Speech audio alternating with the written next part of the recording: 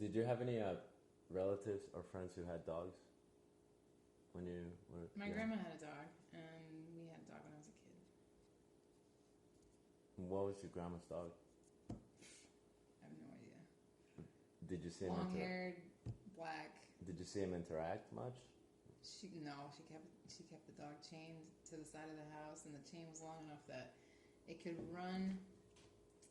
Because the side of the house had like a paved driveway, so it would have the whole paved driveway, and that chain was long enough to go just to the 4 feet edge of the back porch. Really? Yeah, and she always had the dog on the chain. You're on your dad's side, right? My mom's. Your mom's side, really? Yeah. Wow, I can't picture your grandma doing that. I think she liked her outside because since she was long-haired, she got hair in the house, and she was really excitable, so her tail would knock everything down. Oh my goodness. So every time I went to her house, which was pretty often, I would just sit outside on the back porch playing with the dog and petting the dog. And I would take the dog for walks when I got older. But she was really untrained. Really? Oh, yeah. We were on a walk once and she saw something and she took off. I went totally down. She dragged me on the pavement. I cut myself up. Really? I got dragged through puddles. Yeah, she was crazy. That's probably because she was always chained. She never never had an opportunity to. She shaved her every summer. Really? Yep. Oh my goodness. She wasn't a lab. I'm not sure what she was, but. Yeah.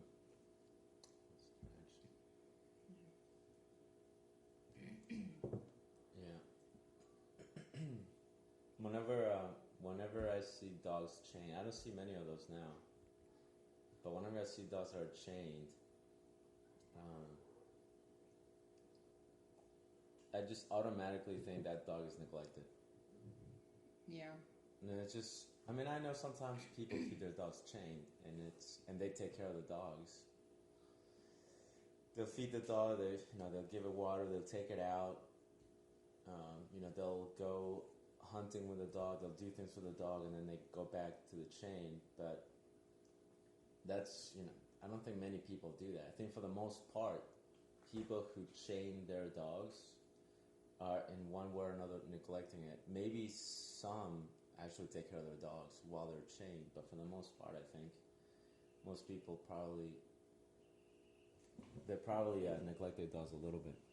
Yeah. And I don't think they realize it. The husky that my brother took in, it was 9 months old, and for the whole 9 months of its life, it was chained in the backyard to a doghouse.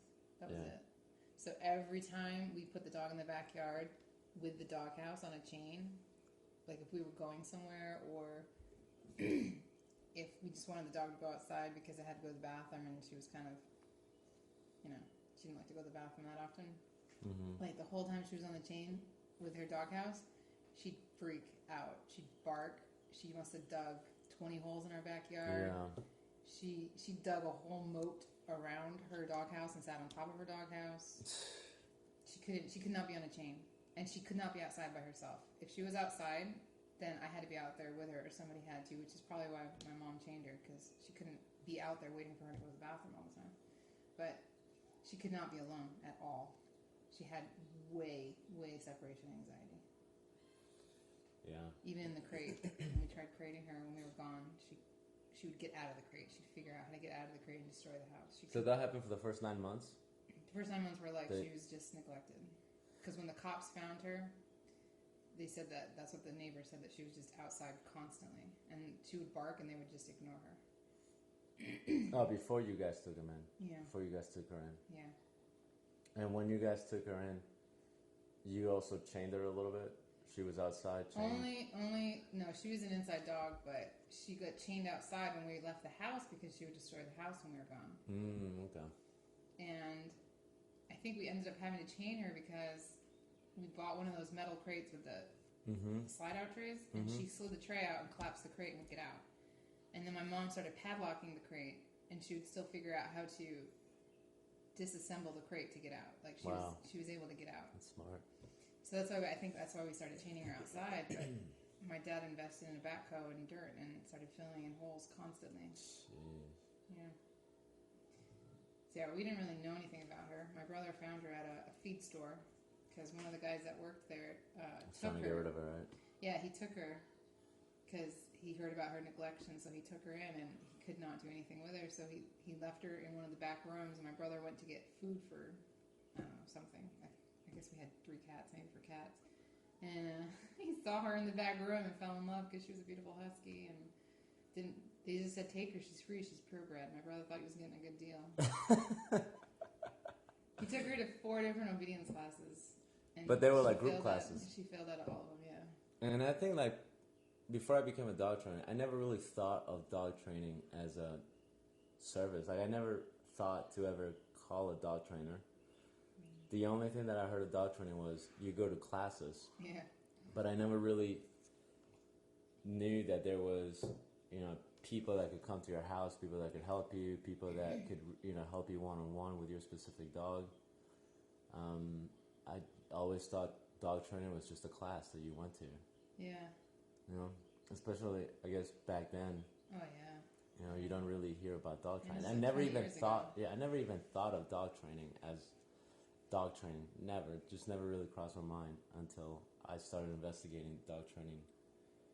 I mean, as a career. The really only bad thing is she wouldn't come when she was called, and she had terrible separation. I mean, like my mom got to the point where she would take her in the car when she went shopping, and she would leave the windows down when she went into the store. But every time she came out, the car was destroyed. I mean, she ripped the headrests off. She ripped out the back seats of the car. Like she literally chewed everything up. And that's the same with the house. She just destroyed everything. I think a lot of people have that problem too. And so, I mean, besides that and not coming when called, she was great. I mean, she knew how to sit, and we told her to sit. She laid down, we told her to lay down. And she was nice in the house, right? She was sweet in the house. She was sweet with people. You could tell her to speak, she'd speak. She wouldn't jump on you unless you asked her to. Yeah, she knew how to unlock. She knew how to open doors to get out.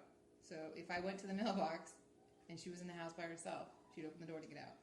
But then she wouldn't come to me because she'd run away. So she didn't want to be alone, but she was independent at the same time. She came to our neighbors, and she came for coffee, but she wouldn't come when we called her, just to our neighbors, or if we left coffee out and we were able to catch her when she was drinking it. Wow. That was it.